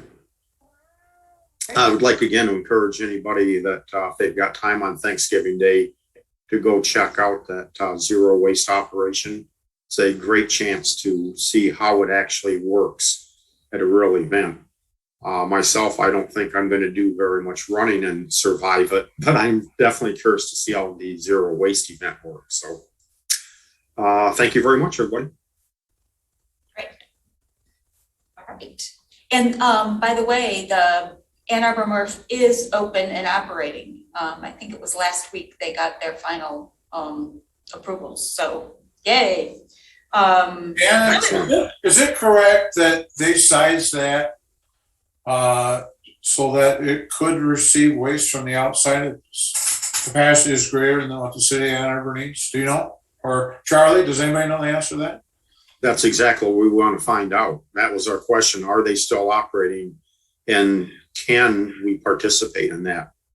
Being that we're not Ann Arbor. I think I read where they did upsize it to where it will be capable of getting some outside waste. Whether that's an option or not, I don't know. Great news. Any other questions? All right. Climate resilience and emergency preparedness. Hi there, everybody. I'm the only one here from our work group, and I will keep this short and sweet. We were unfortunately unable to meet this month. However, we continue to work on local and county resources to help in need of some of these events.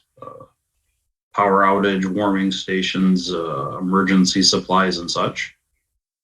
And additionally, Jackie is working on speakers, and she has 2 potential speakers she's reached out to for this group. One by the name of Richard Rude, articles and blogs, Great Lakes Weather, and also Perry Sampson, teaches classes in extreme weather and one of the founders of the Weather Underground. And with that, that concludes what we have for this meeting today. All right, thank you very much. So let's see, we have another, I'd like to open public comment. Do we have any comments from our public? If you would just indicate by raising your hand. Yes. Pam Boyd, go ahead, please. Good evening. Really nice presentations this evening. Thank you. One of the things that I have found missing, and I'm wondering if there is a possibility for adding this into the education portion, is the education, as we are doing better in our own communities, talking about other countries who are not doing well. For instance, on one website that I recently looked at, China uses 50% of the yearly coal production, where the United States uses 8.5%. And so I guess we should consider education in reusing. I love the reusing part of the discussion, but not buying new stuff and not buying from countries that don't have good sustainable programs, for instance.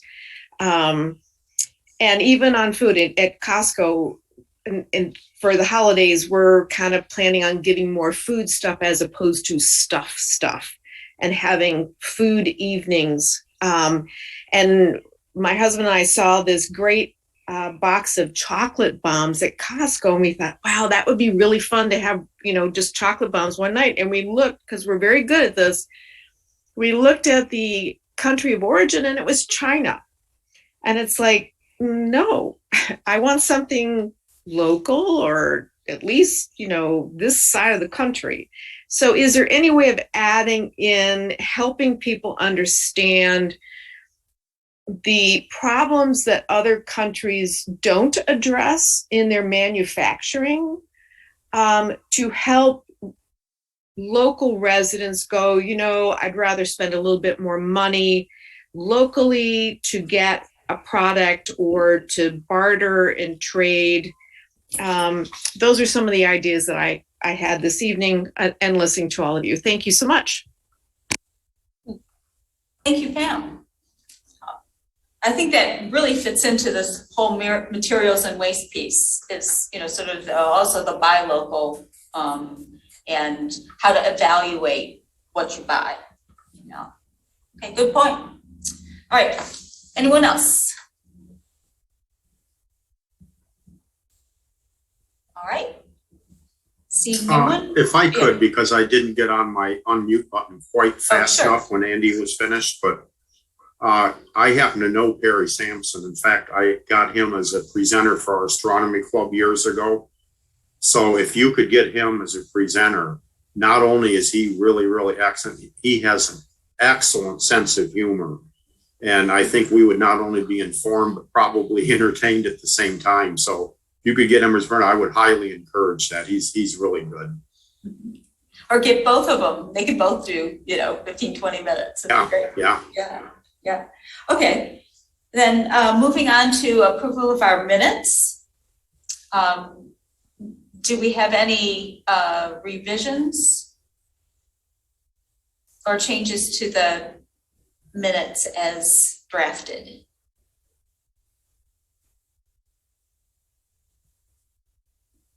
And I want to thank Kathy again. Yes, great work. And I'd like to make a motion to approve the minutes as presented. Moved by Charlie and supported by Bob. Any further discussion? All those in favor, raise your hand and say aye. Aye. Aye. Any no? All right, they're approved unanimously. Announcements, I just want to, I'll add these to the minutes, but the Huron River Watershed Council is having a virtual workshop on the upper middle Huron on, I think it's November 9th, but I'll put that in. That might be something that some folks might want to attend. It's an educational section on, our portion of the Huron. And also from a transportation standpoint, I'll put the links to this. Both the WAVE and AATA have their future plans out there. AATA has 3 scenarios, and they're looking for public feedback. And they're also, I know in the AATA, they have some public virtual presentations and so forth. So I'll put those in the, they'll go in the minutes. And so maybe people might be interested in participating in those. Anyone else have any announcements? Okay. Our next meeting, the presenters will be the Water Resources Commissioner, Evan Pratt, and one other staff member, and they're going to be talking about green infrastructure and how we can support transforming, putting stormwater in pipes and make it more of a feature, and which is less expensive and better for water recharge in our area. So anyway, that's where we are. So I'll entertain a motion to adjourn. Moved. Moved by Bob and supported by, I missed the support here. Jeff. Support. Jeff, we adjourn. All those in favor, please say aye. Aye. Any opposed? All right, thank you, everyone. Really good work. Look forward to hearing more from all of you. Thank you. Thank you, Jan. Thanks. Thank you.